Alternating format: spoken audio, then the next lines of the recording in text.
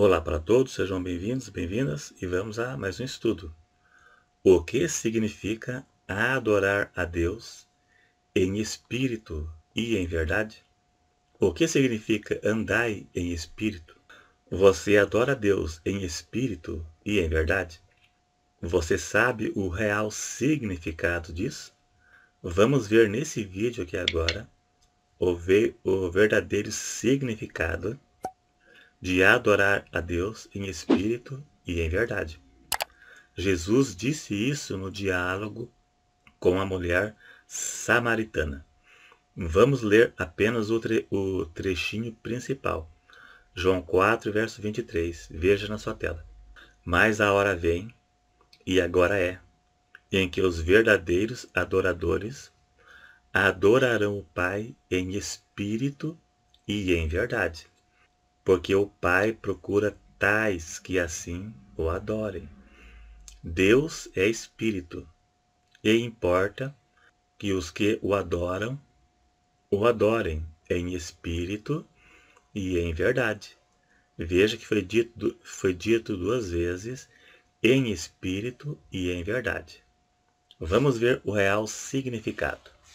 No contexto do diálogo entre Jesus e a mulher de Samaria, Jesus disse que viria a hora em que os verdadeiros adoradores adorariam a Deus em qualquer lugar. Porque Deus é espírito, conforme Jesus disse à mulher. Jesus disse que o lugar de adoração não seria mais naquele monte e nem no templo. Deus nunca habitou no templo de Jerusalém, literalmente. No Velho Testamento era a simbologia. O templo foi destruído no ano 70 e não foi construído outro no lugar e nem reconstruído aquele um, né, como se fosse o lugar onde Deus estivesse de forma literal. O lugar de adoração a Deus é em qualquer lugar. Deus é espírito e não um ser físico limitado ao tempo e ao espaço. O mais importante não é onde você está adorando, mas como. Isso que é considerado diante de Deus. Vamos ver o real significado de adorar a Deus em espírito e em verdade. E já aproveita aí, clique em gostei. Quanto mais like, mais o YouTube divulga para mais pessoas. E se inscreva no canal caso não seja inscrito. Veja que está escrito que os verdadeiros adoradores adorarão em espírito e em verdade. E veja que espírito aí, veja na sua tela, espírito com E minúsculo, se referindo ao espírito do homem. Sempre que você se deparar com a palavra espírito na Bíblia, quando se refere ao Espírito Santo, está com E maiúsculo. Veja que Jesus disse, Deus é espírito. E veja que está com E maiúsculo, porque Deus é espírito. Então, se referindo a Deus, está com E maiúsculo. E se referindo ao homem, minúsculo. Quando se refere a outros tipos de espírito, como o espírito do homem, com E minúsculo, como também espírito maligno, também espírito no sentido de estado interior da pessoa, alegria, tristeza, emoção, chamado de estado de espírito. Então, espírito, bem como alma, tem vários significados na Bíblia. O contexto é que vai definir que espírito é aquele que você está lendo naquela passagem. O contexto é que vai revelar que espírito é esse. Então, este espírito que Jesus se referiu aqui, literalmente, se refere ao espírito, o qual a pessoa se comunica com Deus, quando ele diz que os verdadeiros adoradores adorarão ao Pai em espírito e em verdade. espírito do homem, o qual se comunica com Deus. O homem em pecado está morto espiritualmente. Vejamos um exemplo que Paulo disse. Paulo diz que se ele orar em línguas, o meu espírito ora bem. O meu espírito é a parte que se comunica com Deus. Pelo nosso espírito se comunicamos com Deus. 1 Coríntios 14, verso 14, ele disse: porque se eu orar em língua estranha, o meu espírito ora bem, mas o meu entendimento fica sem fruto.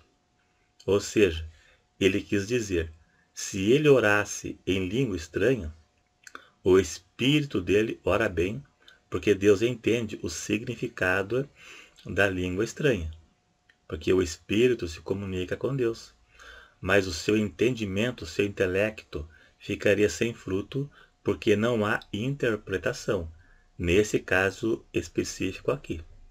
Agora em 1 Coríntios 14, 2, ele diz, porque o que fala língua estranha não fala aos homens, senão a Deus, porque ninguém o entende. Agora veja na sua tela e preste atenção. E em espírito fala de mistérios. Então, a pessoa está se comunicando com Deus e está orando a Deus em língua estranha. O espírito ora bem, mas se não houver intérprete, o seu entendimento fica sem fruto, porque é uma língua que só Deus entende, e sem intérprete não gera fruto nem para ele e nem para quem está ouvindo. Mas o sentido aqui é orar em espírito. Aqui está uma boa prova. Quando a pessoa ora, se comunica com Deus através de seu espírito. Por isso o homem pecador está morto espiritualmente. Ele está vazio de Deus, ele está morto. Não tem vida espiritual. Não tem contato com Deus. Agora veja o que Paulo disse novamente em mais um exemplo, Gálatas 5, versos 16 e 17. Veja o que Paulo disse. Digo, porém, andai em espírito e não cumprireis a concupiscência da carne. Carne vezes espírito. Porque a carne cobiça contra o espírito e o espírito contra a carne, e estes se opõem-se um ao outro para que não façais o que quereis. Aqui é a guerra, carne vezes espírito. O homem que tem comunhão com Deus, ele vive no espírito, ele anda em espírito, mas a sua natureza é carnal. Então haverá uma guerra, carne vezes espírito. Adorar a Deus em espírito é em obediência à palavra. E em verdade também é a comunhão com Deus. Paulo falou aqui da guerra carne vezes espírito. Porque mesmo vivendo no espírito, a pessoa será tentada, porque a sua natureza é carnal. A pessoa se converte, mas a carne não. Por isso que Paulo manda várias vezes fugir da carne. Manda enfrentar o diabo. O diabo, a Bíblia manda enfrentar, porque é uma guerra espiritual. E a carne manda fugir, porque é algo da natureza humana. Paulo disse em Gálatas 5, 24, os que são de Cristo crucificaram a carne com suas paixões. Crucificaram. Crucificar não significa que a pessoa esteja imune à carne, imune à natureza. Não. Crucificou, apenas crucificou. Mas a natureza é carnal. Davi caiu, Salomão caiu, Sansão caiu em pecados da carne. Mesmo sendo homens espirituais, caíram. Por quê? Porque a natureza é carnal.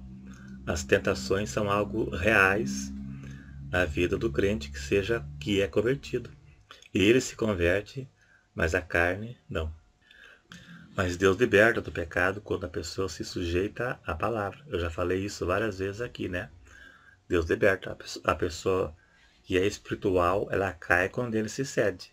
Se ela não se ceder, ela não cai. Então é isso aí, então. Dá um joinha se gostou. Se inscreva, eu posto 4, 5, 6 vídeos por semana. Se você não for notificado, entre e confira que está aqui. É isso aí. Obrigado mais uma vez e até o próximo.